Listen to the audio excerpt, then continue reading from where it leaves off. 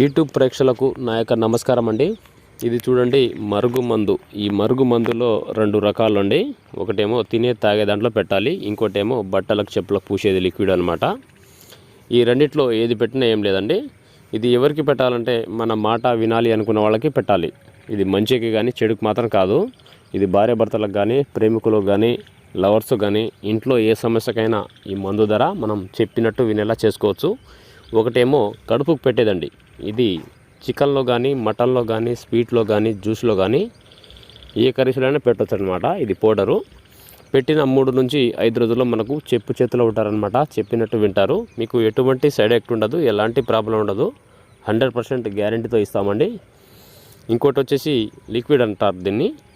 బట్టలకు కానీ, చెప్పులకు కానీ, తలకు కానీ పూసేది లిక్విడ్.